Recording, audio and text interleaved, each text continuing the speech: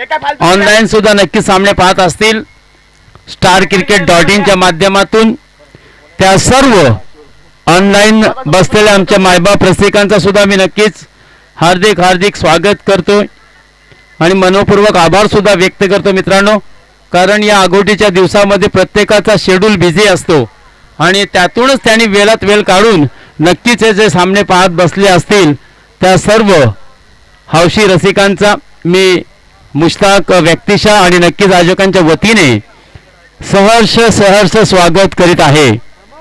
तसेच या मैदानावरती जे मैदानाचे केंद्रबिंदू म्हणून मायबाप रसिक उपस्थित असतील त्या सर्व मायबाप रसिकांचा सुद्धा मी अगदी मनपूर्वक आभार व्यक्त करतो आणि सहर्ष तुमचं स्वागत सुद्धा करतोय.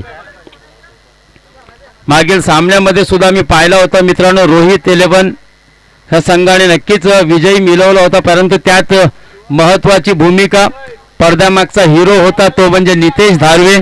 कारण यष्ट्यांच्या मागून ते सर्व सूत्र हलवत होता आणि मी ते बारकाईने बघत होतो. अर्थात बऱ्याच वर्षानंतर क्रिकेटच्या मैदानावरती उतरणारा नितेश सुद्धा नक्कीच त्याच्या सूत्रातून किंवा त्याच्या ॲक्टिव्हिटीतून चांगले निर्णय घेत होता मित्रांनो. अर्थात गोलंदाजांना त्याची पाठ ठोकून किंवा त्यांचा मनोबल कसा प्रकारे आपल्याला वाढवता येईल किंवा त्यांना मोटिवेट करण्यासाठी तो वारंवार गोलंदाजांसुद्धा कुठेतरी त्याचा आत्मविश्वास वाढवण्यासाठी त्याचा एक विश्वासाचा हात त्याच्या पाठीशी ठेवत होता. ही महत्त्वाची गोष्ट असते मित्रांनो. आणि मी मगाशीच बोललो ना की क्रिकेट म्हणजे काय, तर सिनियर खेळाडूंचा सन्मान करणे म्हणजे क्रिकेट, ज्युनियर खेळाडूंना प्रोत्साहन देणे म्हणजे क्रिकेट, आपल्या कौशल्यावरती गर्व न असणे म्हणजे क्रिकेट, क्रिकेट म्हणजे चिकाटी, क्रिकेट म्हणजे जिद्द आणि क्रिकेटमधून आपण एकमेकांकडून जी प्रेरणा घेतो यालाच क्रिकेट म्हणतायत मित्रांनो. ही खरी व्याख्या आहे क्रिकेटची. आणि या क्रिकेटमुळेच आपल्याला नक्कीच एक मित्र परिवार मिळाला आहे मित्रांनो. आज या ठिकाणी आपण जमलो कशासाठी, तर क्रिकेटसाठी. आणि क्रिकेटमुळेच, म्हणूनच क्रिकेट हा सर्वांचा आवडीचा खेळ आहे. चला 3 षटकांचा सामना असेल, लक्षात असू द्या. अगदी आम्ही सुरुवातीपासून तुम्हाला ही सूचना देत आलो होतो की वेळ वाया घालवू नका, वेळ वाया घालवू नका. पंच सुद्धा तुम्हाला बोलत होते, पण तो कुठेतरी महत्त्वाच्या सामन्यामध्ये मात्र आता सामन्याची षटके कमी करायला लागली आहे. अर्थात एक काळजावर दगड ठेवून आपण असे निर्णय घेत असतो. जाऊया मित्रांनो. पहिला चेंडू समाचार घेतलाय, संचित कोपकरून फायर, चेंडू जातो ते मिड विकेट, सीमारेषा पार, धावा मिळतील. पहिल्या चेंडूवरती अर्धा डझन, येतोय एक खणखणीत षटकार. नक्कीच हा षटकार नसेल तर हा कदाचित संदेश असेल संचित खोपकर करून, का मी या सामन्यामध्ये महत्त्वाच्या सामन्यामध्ये पुन्हा एकदा सलामीच्या रूपात आलोय. माझी कामगिरी काय किंवा माझी जबाबदारी काय, मी स्वतः संघ मालक सुद्धा आहे आणि नक्की कुठेतरी माझ्या कर्णधाराने सुद्धा संमती दिली की तू जा. मला नक्कीच त्याने पुढे केलंय मिथुन माडिक याने आणि त्याचा तो निर्णय मला कुठेतरी सार्थ ठरवायचा आहे. परंतु या ठिकाणी नक्कीच राज धारवे सुद्धा कमबॅक करतोय. पहिल्या चेंडूवरती काय चूक झाली होती ती चूक पुन्हा आपल्याला करायची नाही आहे, कारण पहिला चेंडू फुलटस होता आणि फुलटस चेंडू राज फलंदाजीसाठी एक पर्वणीच असते. मी नेहमीच बोलतोय की कुठेतरी एक चूक आणि त्या सामन्याचे समीकरण बदलत असतात, बिघडत असतात मित्रांनो. हा पुन्हा अगदी आपण पाहतोय स्लोवर पद्धतीचा चेंडू, परंतु जमिनीवरती पडल्यानंतर कदाचित चेंडू दिशा बदलत असेल. म्हणूनच या ठिकाणी मुख्य पंच फरहान कलबसकर याने हा चेंडू वाईड घोषित केलाय.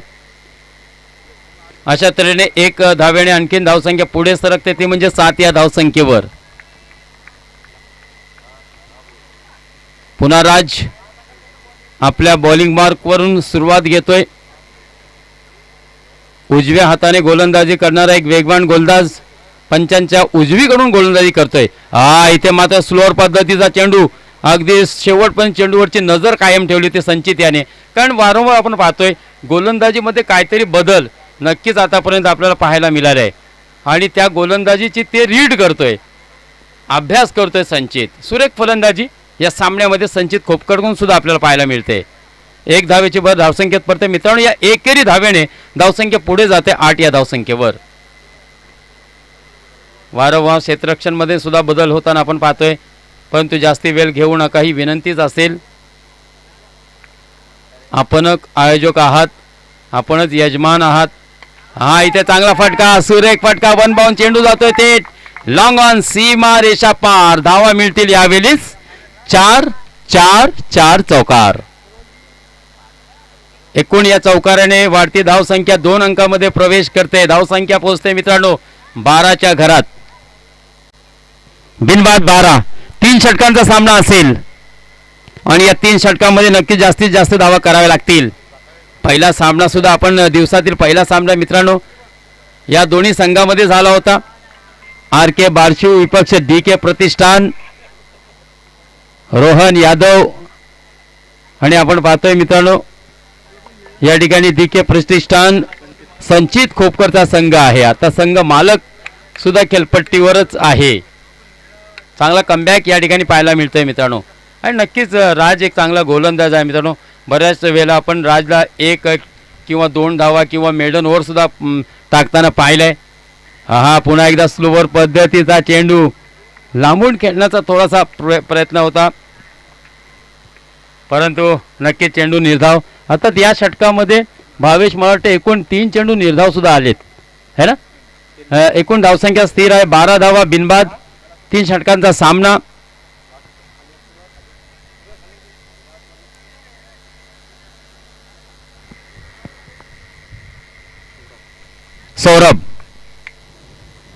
सौरभला सुद्धा या सामन्यामध्ये नक्कीच टिचून मारा करावे लागेल, प्रभावी मारा करावा लागेल, कारण DK प्रतिष्ठान या संघाकडे सुद्धा चांगली गोलंदाजी आहे. कमीत कमी धावामध्ये रोखणं हे नक्कीच प्रायोरिटी असेल, किंवा एक निर्धार केला असेल की आपण एक टार्गेट कुठेतरी माइंडमध्ये फिक्स केला असेल की या संघाला नक्कीच आपल्याला 30 ते 35 धावांमध्ये रोखावं लागेल. आणि यावेळेस आपण पहिलं षटक संपलाय पाहतोय मित्रांनो. धावसंख्या स्थिर आहे, धावफलकावरती 12. आणि ही सरासरी कायम ठेवली तर मला असं वाटतं नक्कीच 35 ते 40 धावा कशाही प्रकारे. हा इथे आणखीन एक चांगला षटकार. पहिल्या चेंडूवरती मागील षटकामध्ये सुद्धा राज धारवेचा समाचार घेत पहिल्या चेंडूचा समाचार घेतला होता आणि षटकारासाठी चेंडू सीमारेषेच्या पलीकडे पाठवला होता मित्रांनो, मिड विकेटच्या दिशेने. यावेळेस मात्र लॉंग लेगच्या दिशेने चेंडू पाठवलाय सीमारेषा पार. धावा मिळतील षटकार. एकूण 2 षटकाराच्या साह्याने धावसंख्या पोहोचते 18 या धावसंख्येवर. संचित आपल्या वैयक्तिक 2 षटकाराने खेळतोय 13 या धावसंख्येवर. ईश्वर 1 चौकाराच्या साह्याने आपल्या 4 धाव्यांवर खेळतोय. एकूण धावसंख्या आहे 18 बिनबाद 18. सुरुवात नक्कीच चांगली आहे, दमदार सुरुवात म्हणावी लागेल. सौरभ षटकातील खराब चेंडू, पुन्हा त्याचा समाचार घेतला. यावेळेस मात्र दिशा कुठली आहे, डीप स्क्वेअर लेग, सीमा रेषा पार. आणखीन एक येतोय गगनभेदी षटकार. नो बॉल आहे. एकूण 7 धावा मिळतील. धावसंख्या आता या 7ने होत आहेत 25. इथे कुठेतरी नक्कीच खराब गोलंदाजी आता मात्र सुरू आहे. सौरभ वारंवार आपण पाहतोय मित्रांनो, विशाल खेळेकर सुद्धा त्याचा सूचना देते, परंतु टाइमपास करू नका. प्रत्येक वेळी टीम मीटिंग नॉट अलाउड. ही स्पर्धा तुमचीच आहे, लक्षात असू द्या, कारण या 5 गावातील ही स्पर्धा आहे आणि तुमच्यासाठीच.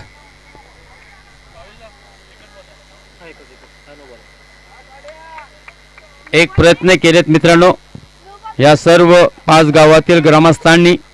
हा इथे नक्कीच विशालने काय सांगितलं होतं, ऑफस्टिकच्या बाहेर चेंडू टाक. कदाचित हेच मला असं वाटतं कानमंत्र दिले असतील, कारण आपल्याला नेहमीच आपण पाहत असतो मित्रांनो, डावकुरा फलंदाज असतो तो कुठेतरी ऑफस्टिकच्या बाहेरचा चेंडू सहसा खेळत नाहीये किंवा तितक्या चांगल्या पद्धतीने त्याला खेळता येत नाहीये. हा पुन्हा आपण पाहतोय क्रॉस द लाईन खेळण्याचा प्रयत्न संचित खोपकर. बॅक टू बॅक दुसरा चेंडू या ठिकाणी निर्धाव काढतोय. धावसंख्या स्थिर आहे 25 धावा. पहिला खराब चेंडू होता, कारण 9+6 एकूण 7 धावा मिळाल्या होत्या, परंतु कमबॅक मात्र नक्कीच चांगला झालाय 25. इथे आणखीन एक चेंडू निर्धाव आणि 3 चेंडू पाठोपाठ. जेव्हा जेव्हा मित्रांनो निर्धाव जातो ना, तेव्हा कुठेतरी तसेच सन्मान्य सुलभोज शेठ माडिक सुद्धा या ठिकाणी येत आहेत. त्यांचं आगमन झालेलं आहे. विनंती असेल सुभोषेत माडिक तुम्ही या. आणि इथे मात्र खराब चेंडू, वाईट बॉल, पंचांचा इशारा. एक धावेने धाव संख्या 26.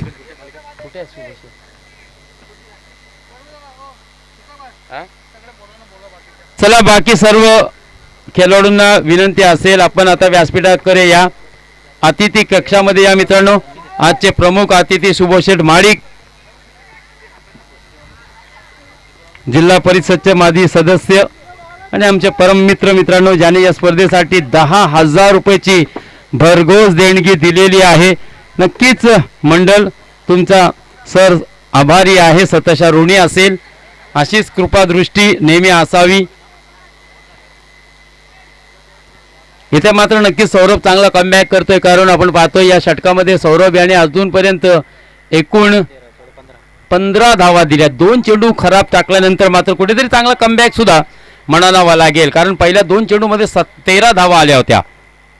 हा लो फुलटस पद्धतीचा चेंडू खेळून काढलाय काव करण्याच्या दिशेने. प्रसाद कातेच्या माध्यमातून थोडासा खराब क्षेत्ररक्षण, त्याचा फायदा फलंदाजांनी घेतलाय आणि अशा तऱ्हेने 2 धावा सुद्धा या ठिकाणी पूर्ण होत आहेत.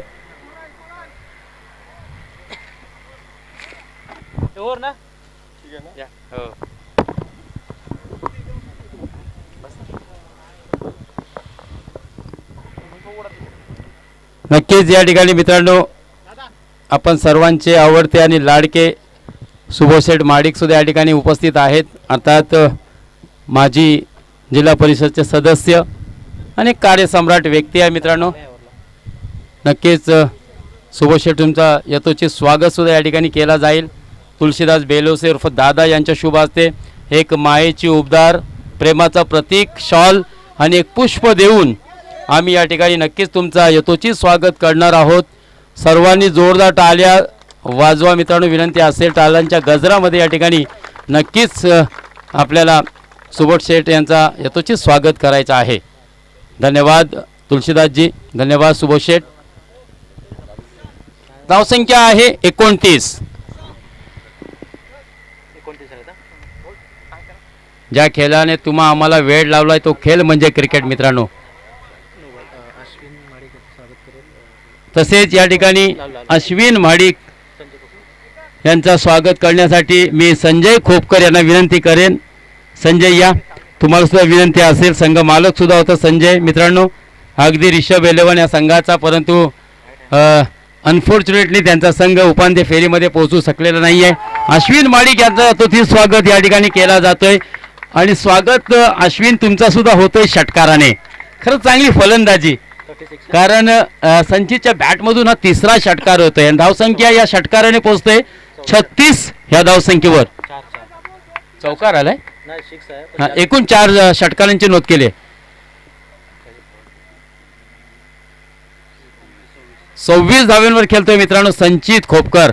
काय कमालीची फलंदाजी केली संचित खोपकर याने. स्वतः संघ मालक आहे. पहिल्या 2 सामन्यामध्ये कुठेतरी नक्कीच त्याचा बल्ला शांत होता, संयमी होता, परंतु यावेळेस मात्र कुठेतरी त्यांनी चांगला आक्रमक पवित्रा घेतलाय आणि एक रौद्र रूप धारण केलाय. पुन्हा चांगला फटका, परंतु यावेळेस फटका फसलाय. थेट जातोय चेंडू सीमारेषेच्या अलीकडे क्षेत्ररक्षकाच्या हातामध्ये. इथे क्षेत्ररक्षकाने पकडलाय झेल आणि संचित खोपकर याचा संपतोय मित्रांनो खेळ.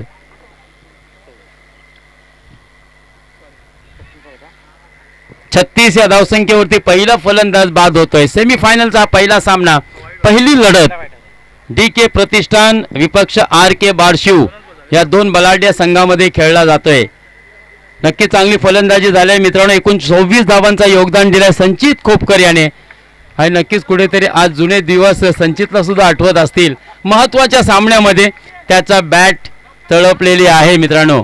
सेमीफायनलचा सामना नक्कीच महत्त्वाचा असतो आणि मी माझा काम केलंय. आता उर्वरित चेंडूमध्ये तुम्हाला तुमचं कामगिरी करून दाखवावी लागेल, कारण 3ऱ्या षटकातील 4 चेंडू अजून शिल्लक असतील. 36 धावा, एक गडी बाद 36 धावा. आता उर्वरित 4 चेंडूमध्ये नक्कीच मिथुन आणि ईश्वर या दोन्ही फलंदाजांना चांगली फलंदाजी करावी लागेल. प्रसाद काते, हा इथे मात्र खोदून काढला, एक खोलात टाकलेला चेंडू. एक धावेवर समाधान मानावं लागतंय. मिथुन माडिक याला 1 धावेने मिथुनने आपला खाता उघडलाय. दंगाची वाढती धावसंख्या 37. प्रत्येक चेंडूवरती मित्रांनो आपण पाहतोय काहीतरी टिप्स विशाल खेडेकर वारंवार देतोय गोलंदाजांना. आता आपल्याकडे वेळ थोडीशी कमी आहे. विशाल, नक्कीच तुमची भावना आमच्यापर्यंत पोहोचली आहे. आणि इथे खराब चेंडू ऑफस्टिकच्या बाहेर चेंडू टाक, कदाचित असं सांगितलं असेल, परंतु एवढा बाहेर टाकू नको की चेंडू नो बॉल होईल. 1 धाव आणखीन मिळेल. 38 धावा आणि 1 चेंडू आता एक्स्ट्रा टाकावा लागेल, कारण ही नामी संधी असेल फलंदाजीसाठी फ्री हिटची. आता या चेंडूचा सामना करताना आपण पाहूया मित्रांनो. ईश्वर या चेंडूचा फायदा घेईल काय? नो डाऊट ईश्वर सज्ज होता, कारण ईश्वर याच्या बॅटमधून ठोकलाय त्याने एक खणखणीत षटकार.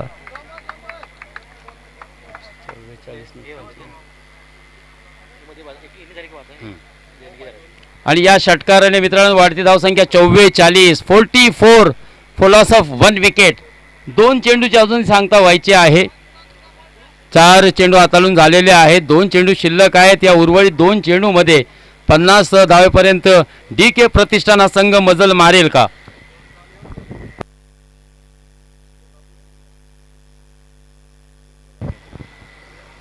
दोन चेंडू शिल्लक आहेत. 44 वर धावसंख्या पोहोचलेली आहे.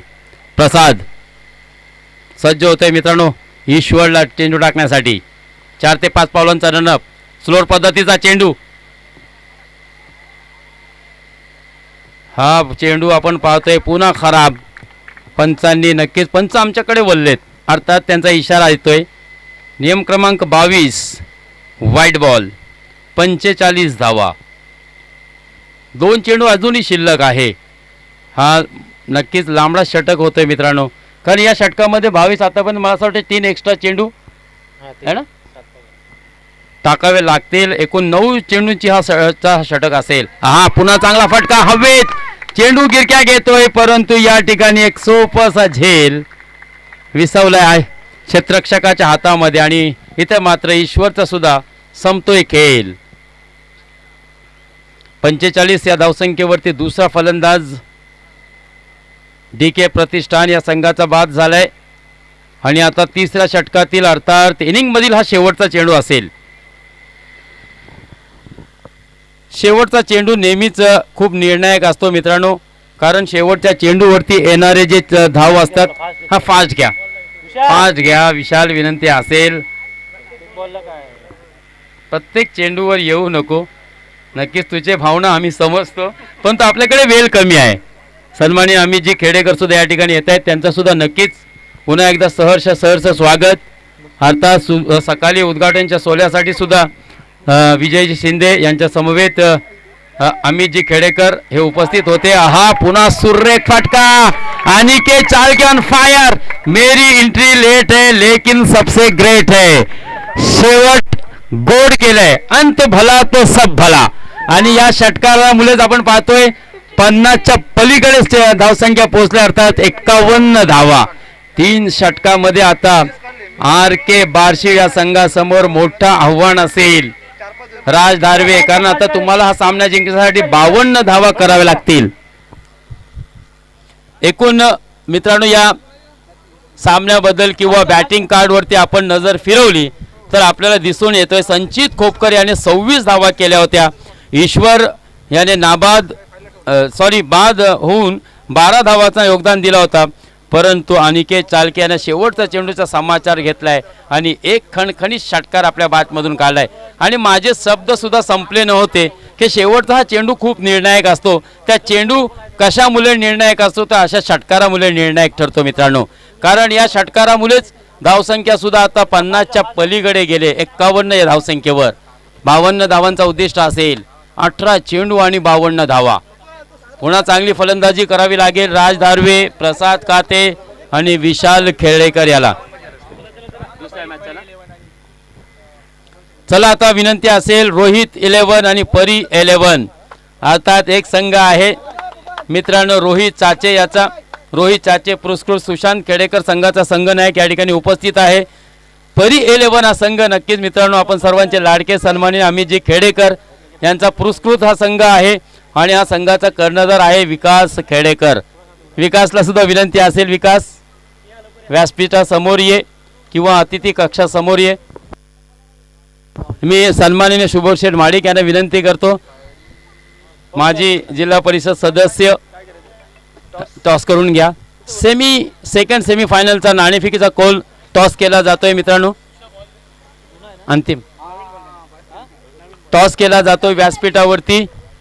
सेकंड सेमीफायनल हेड कॉल झालाय. टॉस कोण जिंकलाय? क्या बात आहे, विकास खेडेकर अर्थात परी 11. अमितजी खेडेकर यांचा संघाने नाणेफेकीचा कौल जिंकलाय. काय निर्णय असेल विकास? जास्त वेळ घेऊन फिल्डिंग. Okay, thank you. त्वरित निर्णय दिलाय. अर्थात तो निर्णय आपल्या सोबत दोघेही घेऊन आले होते की आम्ही टॉस जिंकलो तर आमचा निर्णय काय असेल आम्ही लगेच सुचवणार, आणि त्यांनी सणाचाही विलंब न लावता लवकरच निर्णय दिलाय की क्षेत्ररक्षण. चला, पंचांना सुद्धा विनंती असेल, पंच नक्कीच तुम्ही आता अजिबात त्यांना टीम मीटिंग घ्यायला देऊ नका, कारण आपल्याकडे वेळ कमी आहे.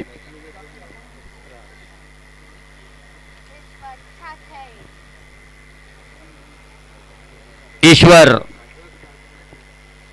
52 रनों का जीत का लक्ष्य है. फुल टॉस गेंद राजधार में पहली गेंद पर संदेश दिया है, बाजुओं को खोला और दिखा दिया अपना जलवा. 6 रन. शुरुआत बहुत ही बढ़िया तरीके से हुई है दोस्तों, क्योंकि इसी प्रकार के चौके छक्के लगेंगे तो मुझे ऐसा लगता है कि ये जीत, ये लक्ष्य आसानी से पार किया जा सकता है. ईश्वर, खराब गेंद थी. ईश्वर को भी नो डाउट अंदाजा आया होगा कि क्या गलती हुई मुझसे. हाँ, लेकिन देखिए दूसरी गेंद बिल्कुल सही दिशा में, बिल्कुल गेंद को थोड़ी सी छोटी लेंथ की ऑफ स्टंप से हल्की सी बाहर जाती हुई गेंद सीधे विकेट कीपर संचेत खोपकर के हाथों में समाई. रन लेने का यहाँ पर कोई मौका नहीं था बल्लेबाजों के पास. तो वापसी करते हुए ईश्वर चाचा अपने बॉलिंग के निशाने पर किया था. ईश्वर चाचे ने, ईश्वर को पता था कि अगली गेंद पर बल्लेबाज की क्या कोशिश होगी, और यही कारण हमने देखा कि गेंद को बिल्कुल और पीछे रखा, छोटी लेंथ की गेंद की, और गेंद निर्धाव आई है. 10 रन. यहां पर रनआउट का मौका हो सकता है. खराब क्षेत्ररक्षण अश्विन का. यहां पर बिल्कुल हम देख सकते हैं सही को इस वक्त थोड़ा सा निराश है. अश्विन, ये क्या गलती की तूने? और इस 1 रन के साथ रनों की संख्या आगे बढ़ती हुई 11. आखिरी गेंद पहली ओवर की. लगभग 17 के औसत से बल्लेबाजी करनी है यह मुकाबला जीतने के लिए, लेकिन इस वक्त 5 गेंदों में 11 रन स्कोर कार्ड पर लग चुके हैं. प्रसाद काते बहुत ही शानदार बल्लेबाजी करने वाला, मुझे ऐसा लगता है कि सर्वाधिक रन अंतिम प्रसाद के नाम पे. और लीजिए, प्रसाद ने फिर से एक मर्तबा अपना जलवा दिखा दिया. लॉन्ग लेग सीमा रेखा के ऊपर से खेला, गेंद को भेजा सीधे 6 रनों के लिए. स्कोर इस 6 के साथ रनों की संख्या देखिए बिल्कुल औसतन, जिस तरह से हर ओवर में औसत की जरूरत है 17 रन. सुशांत खेड़ेकर ने सेमीफाइनल का मुकाबला खेला था और 92 पर पहुंचे दोस्तों सुशांत खेड़ेकर, और प्रसाद 60 रन पर बल्लेबाजी कर रहा है, यानी कि 1-6 इसमें शामिल होगा. 66 11 है ना प्रसाद के,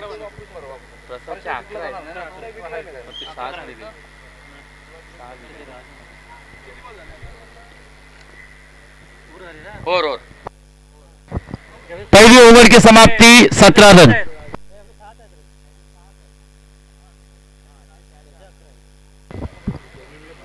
तो 92 बनाकर टॉपर रहा है दोस्तों सुशांत खेड़ेकर. सुशांत खेड़ेकर रोहित 11 टीम का कप्तान. सुशांत खेड़ेकर ने अब तक सर्वाधिक रन बनाए सेमीफाइनल तक, और उसके पीछे अगर बात की जाए तो 66 रन बनाकर सेकंड टॉपर यानी कि रोहित प्रसाद काते हैं. हाँ, इस मर्तबा गेंद ने नाइंसाफी की खिलाड़ी के साथ, गेंद ने अपनी दिशा को बदल दिया. और दोस्तों कहते हैं ना कि 99% आपका परफॉर्मेंस, तो 1% भी अगर लक का और नसीब का साथ हो तो इस तरह के चौके आते हैं. ऐसा लगा था कि गेंद केवल 1 ही रन मिलेगा, लेकिन कहीं ना कहीं भाग्य का साथ है और आर के बारशिव की जानिब, और जिसके कारण यह शानदार चौका वेलकम बाउंड्री आती हुई. मिड विकेट के क्षेत्र में खेला, 1 रन आसानी के साथ मुकम्मल किया. केवल 1 ही रन पर संतुष्ट होना पड़ेगा राज धारवे को, और सिंगल की सहायता से रनों की संख्या 22 रन।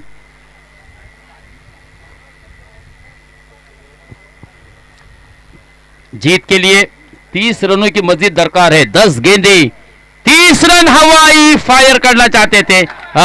देखिए दूसरी वेलकम बाउंड्री आती हुई, दूसरी वेलकम बाउंड्री दोस्तों। संचित अफसोस, बाप रे बाप, डोक्याला ताप, क्योंकि ये गेंद रोकी जा सकती थी। अनिकेत थे, मुझे ऐसा लगता है कि अनिकेत करूं तो क्या करूं ऐसी स्थिति में था, आगे जाऊं पीछे जाऊं, और यही चक्कर में हमने देखा गेंद उनके बिल्कुल सामने गिरने के बाद दिशा बदलती हुई 4 रनों के लिए निकल गई। यानी कि 2 चौके की अगर बात की जाए तो वाकई में ये नसीब का साथ था। और इस 4 के साथ रनों की संख्या 26 रनों की मजीद दरकार है। 9 गेंदे आना शेष। फिर से एक मरतबा हवा में खेला है, लेकिन इस मरतबा गलत स्ट्रोक सीधे खिलाड़ी के हाथों में। Prasad Kate back to the pavilion. 70 run बनाए हैं दोस्तों प्रसाद काते ने आज के दिन में, यानी कि सेकंड टॉपर सुशांत खेड़ेकर के बाद सबसे ज्यादा रन बनाने वाले बल्लेबाज रहे वो प्रसाद काते।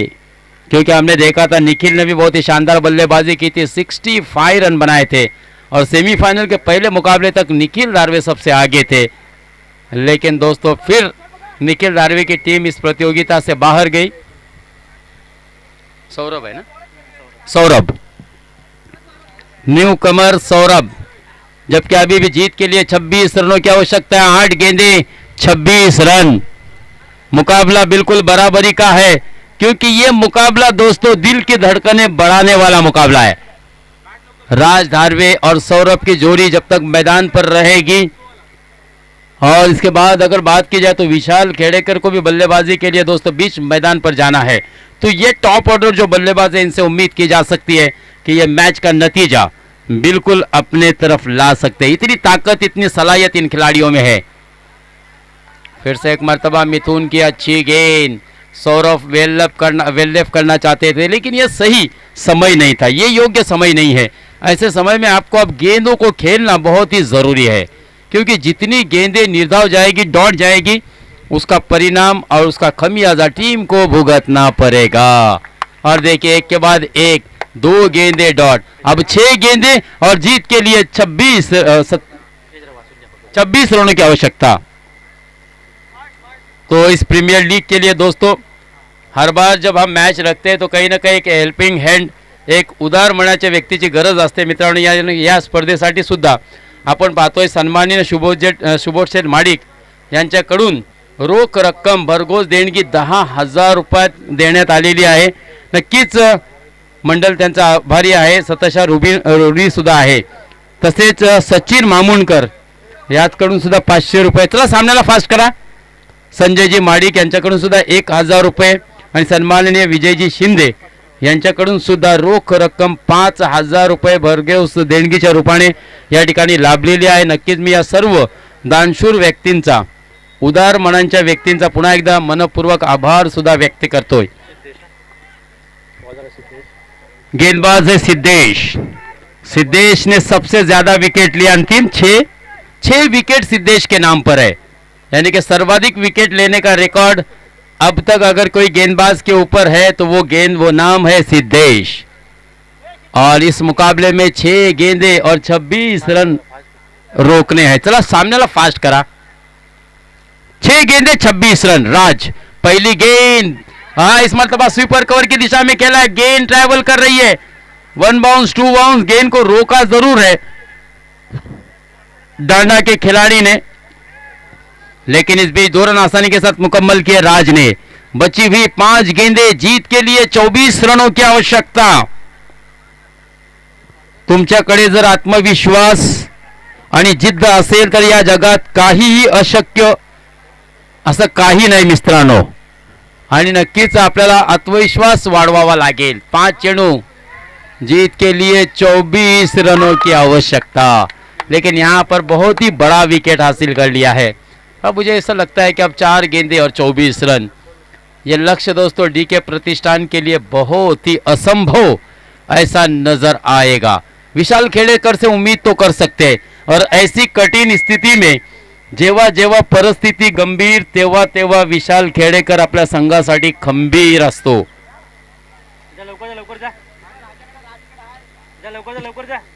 लेकिन 4 गेंदे और चारों ही गेंदों को सीमा रेखा के बाहर भेजना होगा. बिग हिट लगाने होंगे. 24 रनों की जरूरत. दूसरा ओवर जो रहा था दोस्तों मिथुन का, जिसमें आखिरी 3 गेंदों पर भावेश कोई रन नहीं आया था बल्कि 1 विकेट हासिल किया था और ये भी एक आपके हार की वजह बन सकती है. 3 ओवर के मुकाबले में 3 गेंदे डॉट जाना कहीं न कहीं दर्शाता है दोस्तों कि आपकी खराब बल्लेबाजी के कारण आपकी टीम इस प्रतियोगिता से बाहर हो सकती है. लेकिन 4 गेंदे हैं. क्रिकेट अनिश्चितताओं का खेल है. प्रेडिक्शन, अनुमान, कयास यहां पर सब फेल है दोस्तों. 4 गेंदे 24 रन.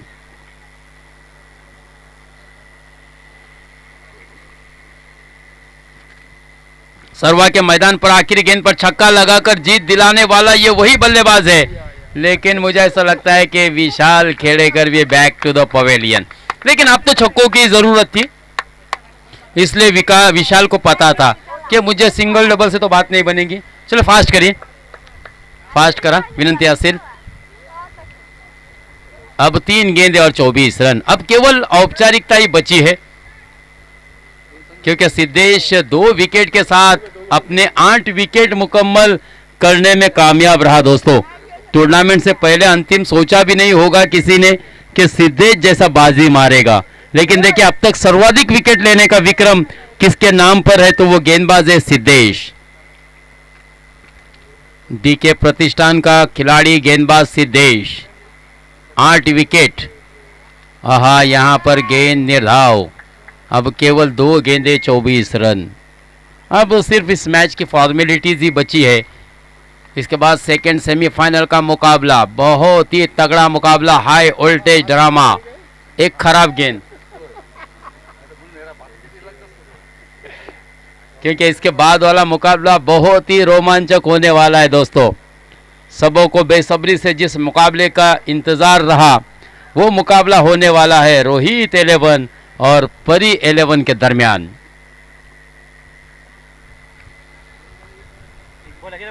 एक चेंडू आहे. सिद्धेश घे लवकर.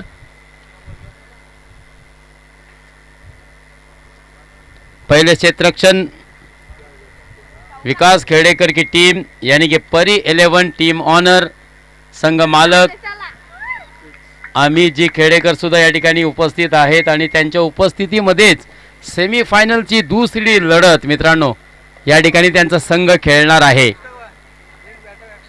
हां, एक बॅट्समन आपला एक्स्ट्रा पाठवा मैदानावरती.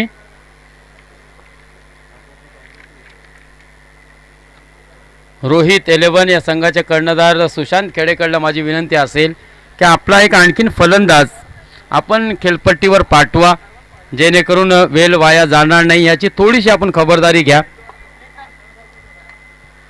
3 षटकांचा सामना असेल आणि या ठिकाणी अंतिम फेरीमध्ये पोहोचणारा संघ डीके प्रतिष्ठान पर्व पहिला अंतिम फेरी गाठणारा संघ मित्रांनो झालाय. पहिल्या सामन्यामध्ये सुद्धा मोठा विजय मिळवला होता आर के बारशिव या संघावरती आणि शेवटच्या सामन्यामध्ये सुद्धा आपण पाहतोय मित्रांनो आर के बारशिव या संघाला पुन्हा एकदा आपलं वर्चस्व या संघावरती कायम ठेवलंय डीके प्रतिष्ठान या संघाने.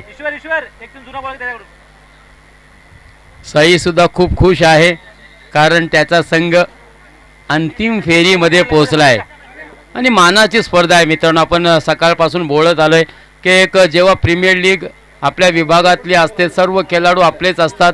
नक्कीच कुठेतरी आपल्या खेळाडूंचा एक मनोबल कशा प्रकारे आपल्याला वाढवता येईल या अनुषंगाने या ठिकाणी सर्व ग्रामस्थांनी एक चांगली योजना आखली, एक चांगला उपक्रम राबवलाय आणि आज या उपक्रमातून एक चांगला सामना किंवा एक चांगली स्पर्धा या ठिकाणी आयोजित करण्यात आली. एकूण 6 संघांनी मित्रांनो या स्पर्धेमध्ये भाग घेतला होता. त्यातील नक्कीच 2 संघ अंतिम फेरीमध्ये पोहोचतील आणि